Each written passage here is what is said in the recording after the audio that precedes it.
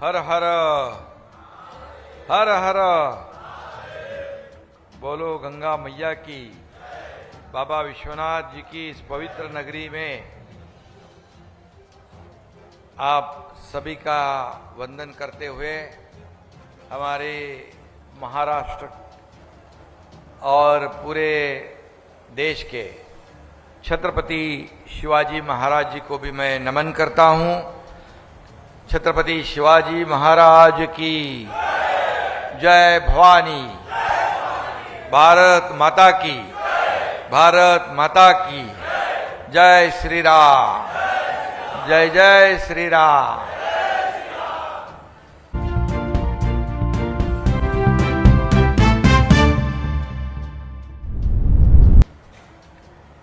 आज बहुत ही खुशी की बात है। मुझे इस भारत के पहले शास्त्र संग्रहालय और अनुसंधान केंद्र में उपस्थित रहने का मौका मिला।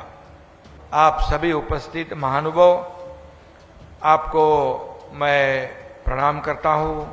आप सभी को हृदय से महाराष्ट्र की तमाम जनता की ओर से मैं बहुत बहुत आपको शुभकामनाएं देता हूं, बहुत बहुत बधाई देता हूं।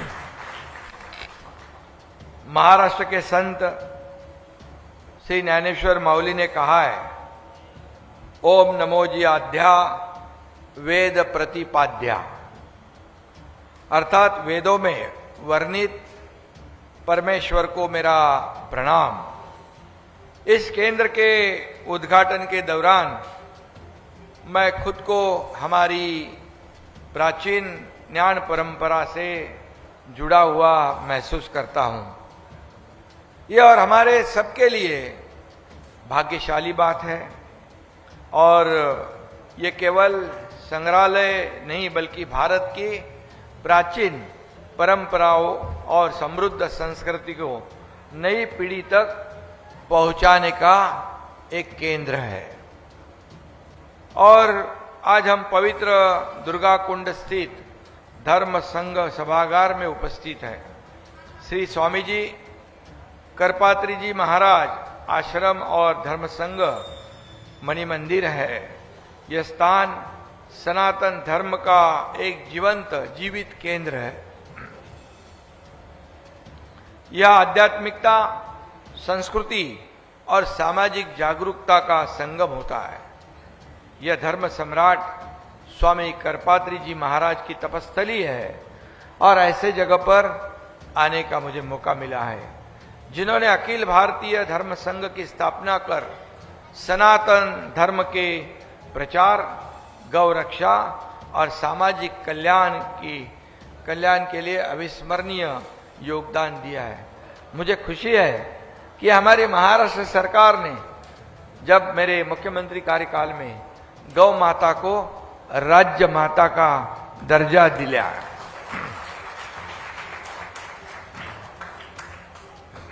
यह आश्रम और मंदिर न केवल धार्मिक स्थल है बल्कि भारतीय संस्कृति और एकता का एक मंदिर भी है।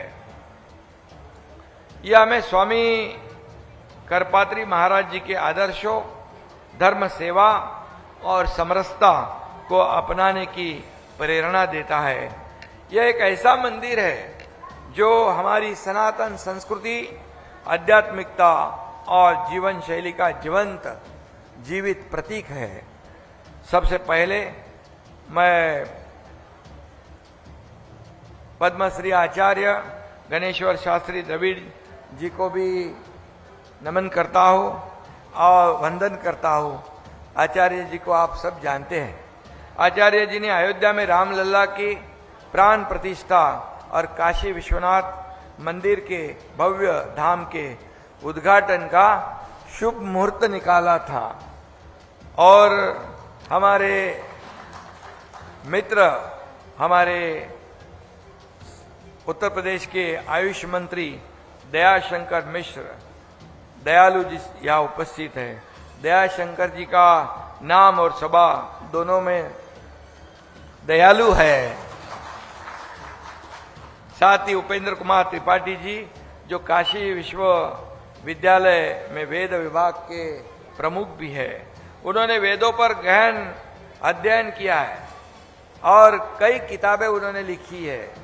इन महान व्यक्तियों के साथ मंच साझा करना मेरा सौभाग्य है और कई महानुभाव यहाँ उपस्थित है, उनको मिलना, उनके साथ यहाँ पर कार्यक्रम के आयोजन में सहभागी होना मेरे लिए बहुत ही गर्व की बात है। यह विश्व का एकमात्र ऐसा अनोखा संग्रहालय होगा। मैं इस अनोखे प्रयास के लिए राष्ट्रीय स्वयंसेवक संघ की सराहना करता हूं और उनका भी आभार व्यक्त करता हूं। मैं कई बार कह चुका हूं कि राष्ट्रीय स्वयंसेवक संघ जो है एक देशभक्ति, राष्ट्रभक्ति का प्रतीक है।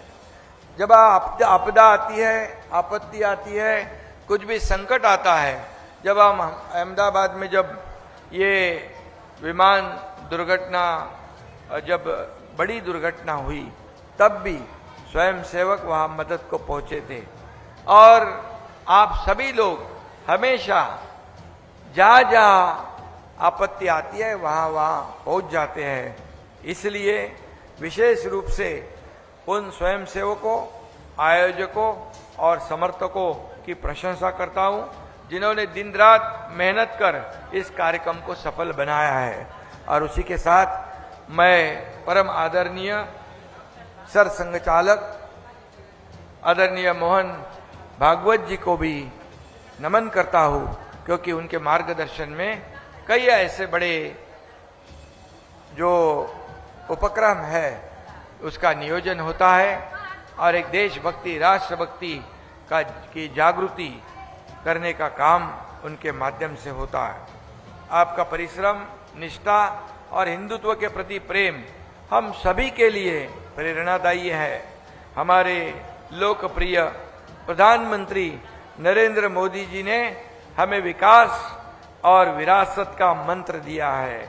उन्होंने भारत को आर्थिक, सामाजिक और सांस्कृतिक ऊंचाइयों पर पहुंचाया है और इसलिए भारत आर्थिक महासत्ता बनने जा रहा है।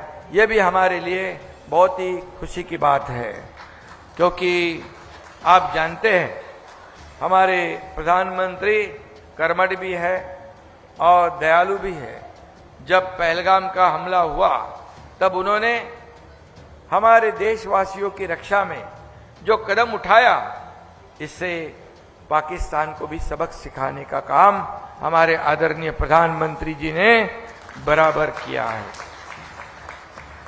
और इसी के साथ वेदों और सनातन संस्कृति के संरक्षण के लिए भी वे कटिबद्ध रहते हैं। हमारी वित्त मंत्री श्रीमती निर्मला सीताराम जी ने केंद्रीय बजट में सांस्कृतिक विरासत और शिक्षा के लिए विशेष प्रावधान किया है, जो वेदों के अध्ययन और शोध के लिए संसाधन उपलब्ध कराएंगे।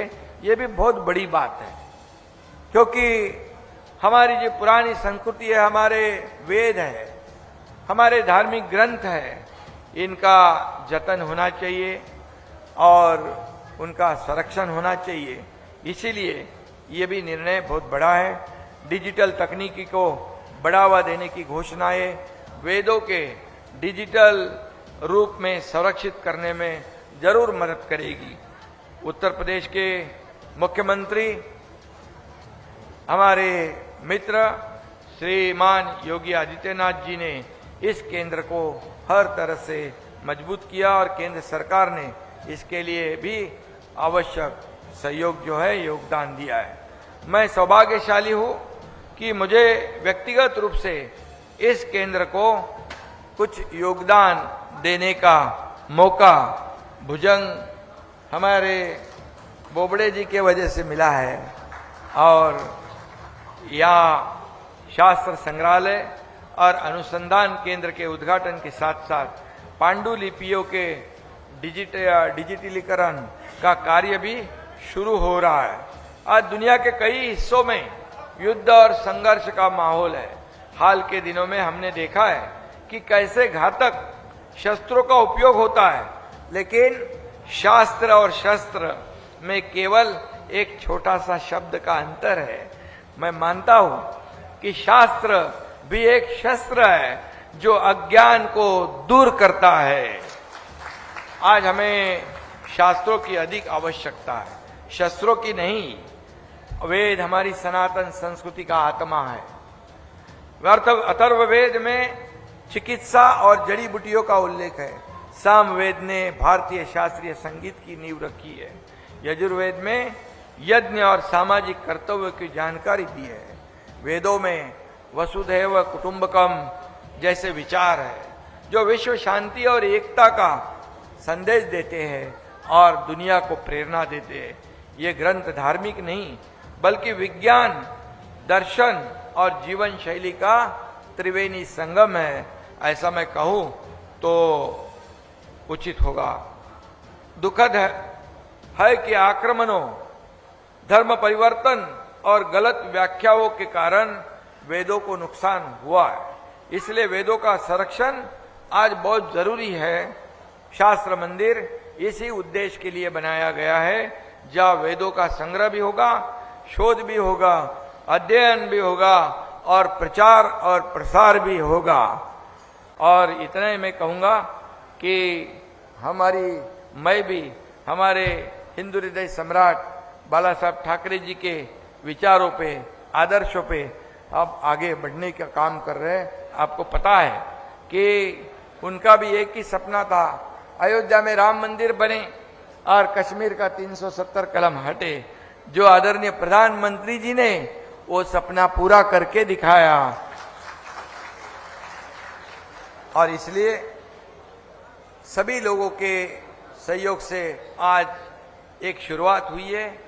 ये देश में क्रांति लाएगी और हर एक को जो हमारे प्राचीन ग्रंथ है, वेद है, हमारी प्राचीन संस्कृति है, इसका जतन करना, इसका रक्षा करना, इसमें सभी लोग आकर आगे बढ़कर योगदान, आपके सबके योगदान से हम आगे बढ़ेंगे।